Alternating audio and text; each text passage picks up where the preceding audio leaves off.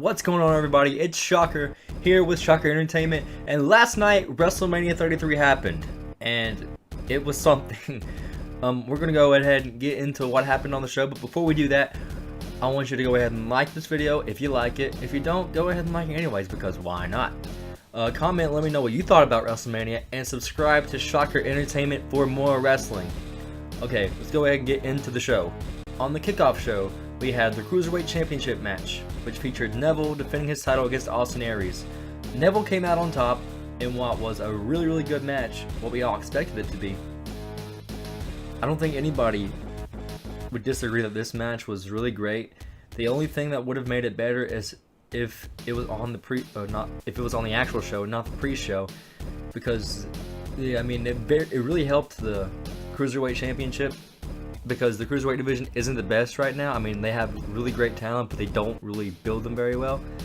And I don't know if many people watch 205 Live, so that really doesn't help. That's where they build all the stories.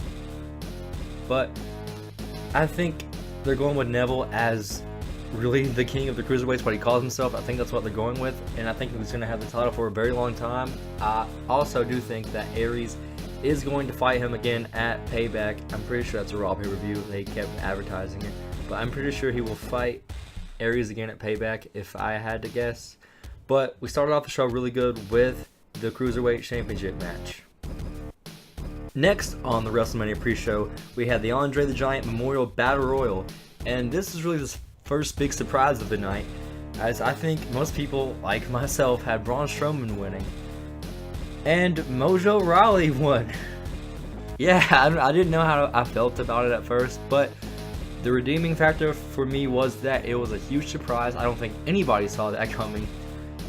He got help from Rob Gronkowski from the crowd, which I guess was kind of cool, even though I hate the Patriots. It was kind of cool to see that. Jinder Mahal being the last guy in there with Mojo Rawley was definitely a surprise as well. I was watching this at a friend's house, and we had all predicted the match, and somebody actually predicted Jinder Mahal to win for some reason, and he almost did, so that's something. But the crowd actually liked it. I was surprised, and you know what? It wasn't a bad battle royal. Big Show and Braun Strowman definitely got eliminated very earlier than anyone could have expected. It was a surprising match, and I'm gonna go ahead and say I liked it. Next, we had the Intercontinental Championship match, which I had no clue got moved to the pre-show until they announced this. But apparently, there's a rumor that they were punishing Ambrose for being drunk at the Hall of Fame. I can definitely see him being drunk from the way he acted at the Hall of Fame, so yeah, I can see why they did that. And I heard they were going to take the title off of him because of that, but that did not happen, as Ambrose won. And this match was very disappointing. It was very slow. Ambrose just kind of phoned it in like he always has been the past few months. I really wish Corbin would have won. I don't know what. I have no clue. This match, I thought it was going to be good, and it was just very boring. Ambrose hit the dirty deeds, and he won. And that's how that match ended. Now let's get into the actual show. Guys, this WrestleMania was 7 hours long if you count the pre-show. Probably over 7 hours. Like, come on, you gotta do better with time next time, WWE. I was very tired by the end of the show. But the show started off hot as we had AJ Styles defeating Shane McMahon by pinfall. I was a critic of this match before it happened, saying that I don't think it's gonna be that great.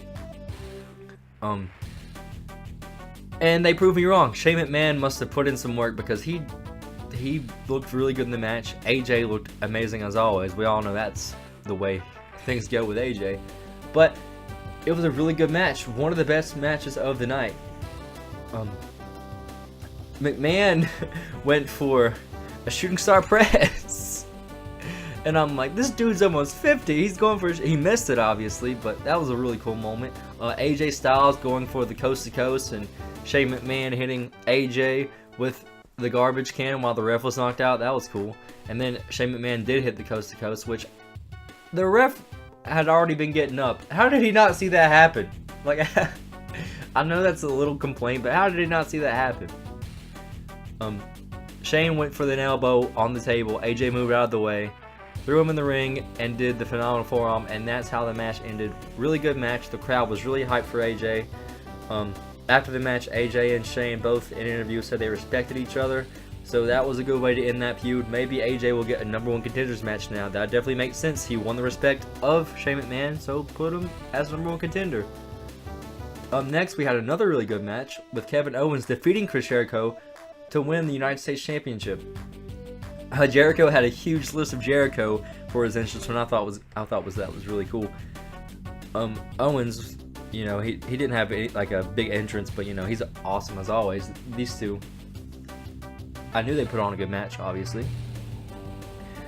At first the crowd wasn't super into it. I think they were coming off the match before because it was really good, but by the end they were really into it. Jericho and Owens traded Walls of Jericho. They both did that move in the match. Jericho hit the lion salt. It was a really good match. Kevin Owens used a pump-up powerbomb on the outside apron. Devastating move. I really love that move, but he hit that, and that's how he won the match. Jericho also had a cool spot in this match where Kevin Owens threw him off the ropes to come back for a pump-up powerbomb, but he turned it into a code breaker. That was really cool. But this match was great. It wasn't super long, and they got in what they needed to do, and Owens won. I think Jericho's leaving for a while, which is fine. He'll be back, and WrestleMania is starting off great. Let's keep going. We have the Raw Women's Championship Fatal 4-Way Elimination match with Bayley actually retaining her championship. I predicted Sasha to win, and she got eliminated very early on. She was the second person eliminated. I'm like, what? She got eliminated. She bumped her head into the exposed turnbuckle post, and that's how. And then Charlotte pinned her, and that's how she lost. That's how she was eliminated. I was very confused. This match could have been better. Charlotte definitely carried the match. Charlotte's great. I think people really don't. Some people underestimate how much she's improved since her start on the main roster. She's gotten so good. She definitely carried the match. She had a cool corkscrew spot on the outside to the other divas, or excuse me, women, I should say. It was really cool to see. Bayley won with a Macho Man elbow, which that was kind of weird to see. The match was okay. I mean, it wasn't spectacular. It definitely wasn't the women's match last year. That was a lot better, but this one was okay. I didn't mind Bayley winning. I just wish we could have saw Sasha turn heel. That would have been really cool. But moving on. Next, we had the Raw Tag Team Championship Triple Threat match. Triple Threat ladder match, actually. Luke Gallows and Carl Anderson defending their titles against Enzo Big Cass, Sheamus, and Cesaro. And the New Day comes out. But they're not in the match. They announced that this has been changed to a Fatal 4-Way Tag Team ladder match. And they start doing the little, who thing. Who's it going to be? And Kofi takes his hat off and they start to walk to the ring. And then the freaking Hardy Boys music hits. Oh my gosh. Me and everybody that I was watching WrestleMania with marked out. Like, I just met Jeff Hardy last year, and now they won the match. They're the Raw Tag Team Championships. Like, how awesome is that? I know a lot of people, and this is me. I'm sure a lot of people would agree with me. I never saw them, being where they are right now, because there for a while the Hardys were both just headed down the wrong path, and look at them now. Jeff Hardy's clean. Matt Hardy reinvented himself. The delete chants were everywhere. They won, and they were doing the delete gimmick. And man, what a feel-good moment! Like, this is what WrestleMania is all about. This was definitely my favorite moment of the night, by far. I loved it. The match was great. In my prediction video, I said this match won't be like the Hardy Boys and Christian and the Dudleys, and then the freaking Hardy Boys show up, and the match was great. The match was awesome. Matt Hardy did a twist of fate off the top of the ladder. Jeff Hardy, trying to kill himself like always, jumps off the ladder onto Cesaro and Sheamus, puts Cesaro through the ladder. Matt Hardy climbs to grab the belts, and they win the Raw Tag Team Championships. What a freaking moment. That was awesome. The Hardys are back home where they should be, and I can't wait to watch Raw tonight to see what happens with the Hardys. Moving on from that match, we had the mixed tag match, which we had John Cena and Nikki Bella going against The Miz and Maurice, and John Cena and Nikki Bella won. I picked Miz and Maurice to win, but I knew, for some reason I knew they wouldn't, but I was going with the wild card here. Miz was so over, and I was kind of happy for him because Miz is doing the best work in his career. And it's nice to see the crowd appreciate him. And I know he's the heel, but it really is nice to see that. And Cena, you know, getting booed out of the building, John Cena sucks, all that. Miz did all the offense in the match. Like, he dominated Cena, and then Cena went all Super Cena at the end, and they double pinned Maurice and Miz for the win. And then John Cena popped the big question. The crowd, at first the crowd was kind of booing it, saying no, but then they just kind of went with it. It wasn't really what I thought it could be. It could have been a lot better. It doesn't really help The Miz any at all, even though he's doing the best work of his career, and I think he'll bounce back from it. But the Miz win could have really helped, and they could have still did the proposal after the match. Next, I was very split on this next match at first, guys. I'm not gonna lie. I had to go back and watch it again before I uploaded this. It's the non-sanctioned match with Seth Rollins and Triple H. Watching it at first, I'm not gonna lie, I got kind of bored. I loved the entrances. Triple H's entrance was awesome. Seth Rollins' entrance was even better. But I got bored at first. The match was very slow paced. And then I thought to myself, after watching it again, I'm like, they're using the whole injury angle, okay? And I was talking to Rookie about it, and he's like, they told a good story. And I watched it again, I'm like, you know what? He's right. This match was really good. They told a really good story in this match. Seth Rollins overcame the odds and beat Triple H, even with the leg injury. He went back and did the whole where he was going to do the powerbomb with Triple H, leaned into the corner in the turnbuckle, where he hurt his knee with that spot with Kane a while back. He did that spot and acted like his knee was going to buckle again, and that was a callback to that. And I'm like, oh man, that's pretty cool. And every time Seth Rollins would get some offense in, Triple H would hit the knee. He'd just go for the knee, and Rollins would always recover and come back. And then the best spot of the match was when they kept going for the pedigree and kept reversing each other. They kept reversing each other until Rollins finally did hit the pedigree near the end. But before we get to that part of the match, my favorite part of the match, also my other favorite part, was when Seth Rollins finally hit the Phoenix Splash. Like, he landed it. He hit Triple H with it. He kicked out at 2, but he actually hit it. He never hits the Phoenix Splash. And I love that move. I was watching someone else talk about Mania, and I agree with him. I think that this should be the end of the Rollins and Triple H thing. Rollins redeemed himself. He beat Triple H with the pedigree. Triple H was going to run into Stephanie, but he stopped. But Rollins kicked him, and Triple H hit Stephanie, and she fell off the apron onto a table. The crowd popped because who doesn't want to see that? Stephanie McMahon is the worst. Let's all see her get put through all the tables. And then Triple H sold it. He's so furious. Turned around to run at Rollins. Rollins kicked him in the groin. Pedigree. 1, 2, 3. Rollins has redemption. The crowd was kind of not into it at first, but by the end, the crowd was ready. They were ready to go. This was a really good match. After watching it the second time, I'll say this was a great match. One of the better matches of the night. Still not as great as a tag team match, in my opinion, but like I said, that's my opinion. Great storytelling. Seth Rollins wins. He needs to go and he needs to debut a new finisher after this, I believe.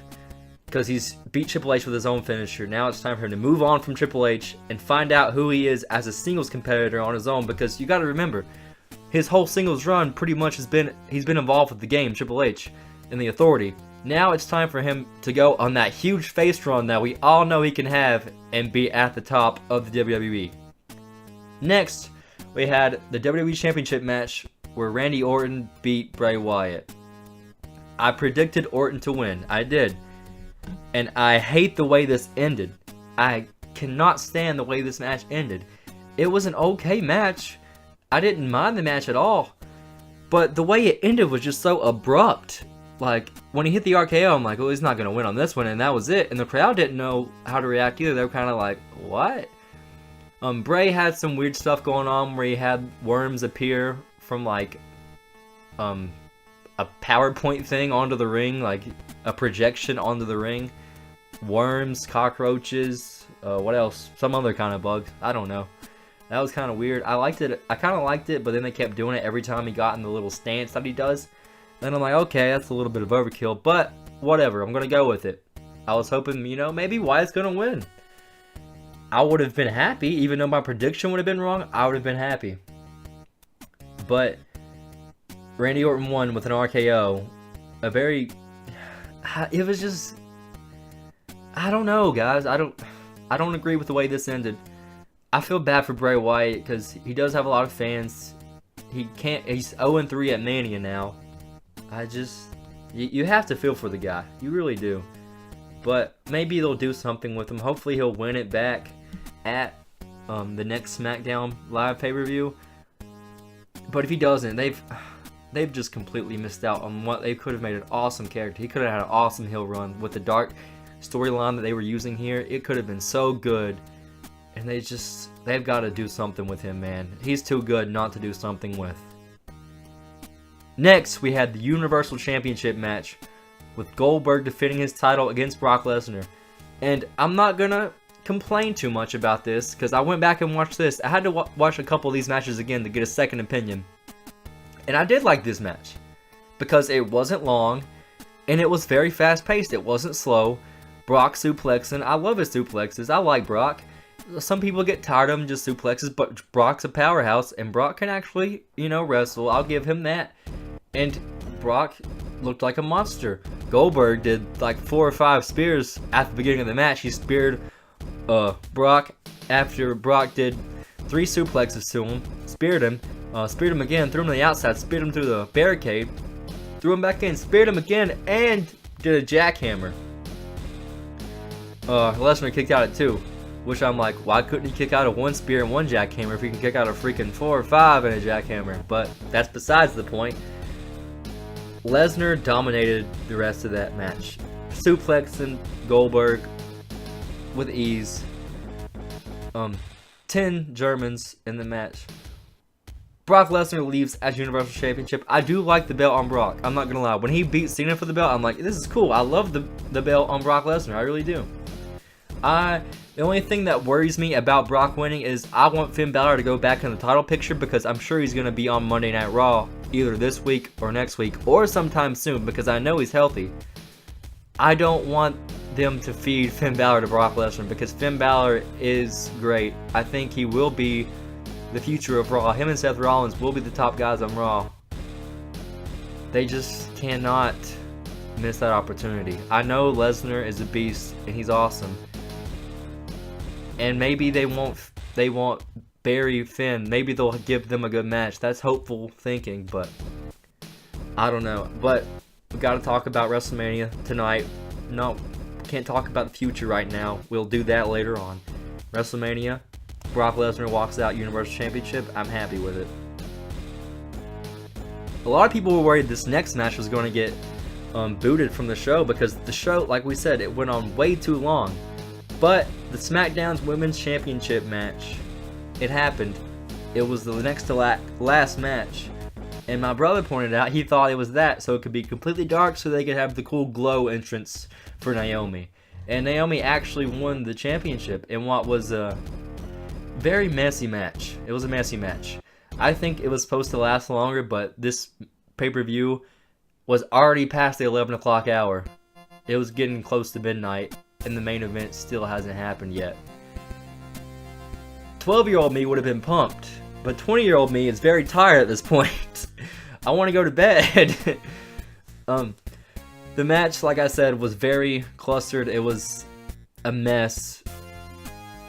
I think they were rushed. Naomi won the championship. The crowd was behind her. I think she'll be a good SmackDown Women's Champion. I don't know how long they plan on keeping it on her, but keep it on her for a while. I think she can actually get the fans behind her. They need to. I don't like the switching of the belt very much like they have been on Raw back and forth. I think they need to establish a good champion and move on from there. So they need to start with Naomi holding the title for a while and establish her as a good women's champion. And they could put on some really good matches. I want to see some great one-on-one women's matches. They can do it. They have potential. Let's see where they go with it.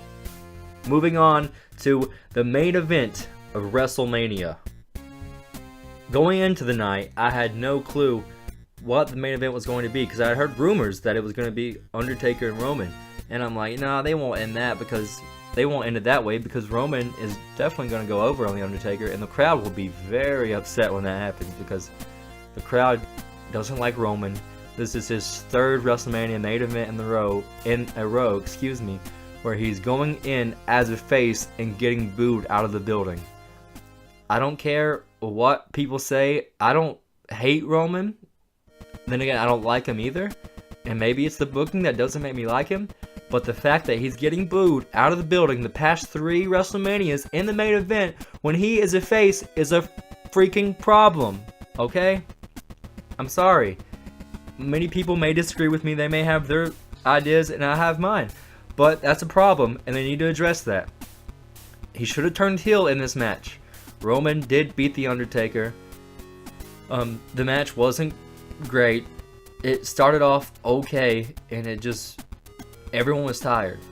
The crowd was tired. The Undertaker definitely couldn't really perform like he has been. This reminded me a lot of his Lesnar match. Very, very slow. Undertaker...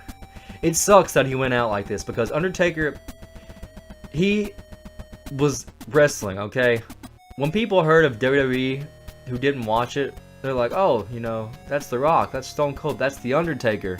The Undertaker, WrestleMania. He's undefeated at WrestleMania, which now he's lost 1, but Undertaker is WrestleMania. And I grew up watching The Undertaker. I wasn't alive when he debuted, obviously. I was very young during the Attitude Era. I saw the end of the Attitude Era. I've seen I went back and watched all these things, obviously, and it makes me feel like I've watched his whole career, because I've watched most of it. I remember the very first WrestleMania I watched live was WrestleMania 20 when he fought Kane, and that was about a year after I got into watching wrestling. I was about 6 when I got into wrestling, and I was 7 when WrestleMania 20 happened. But I remember he fought Kane, and he just came back from being buried alive at Survivor Series the year before that. And I'm like, this is awesome. This guy's supposed to be dead. At the time, I'm like, oh, you know, you think everything's... when you're a kid, you think everything in wrestling is real. I'm like, oh, this guy's like the dead man. This is awesome. Like, The Undertaker is a character that everyone can just get behind and love. You cannot not like The Undertaker. He is just a legend.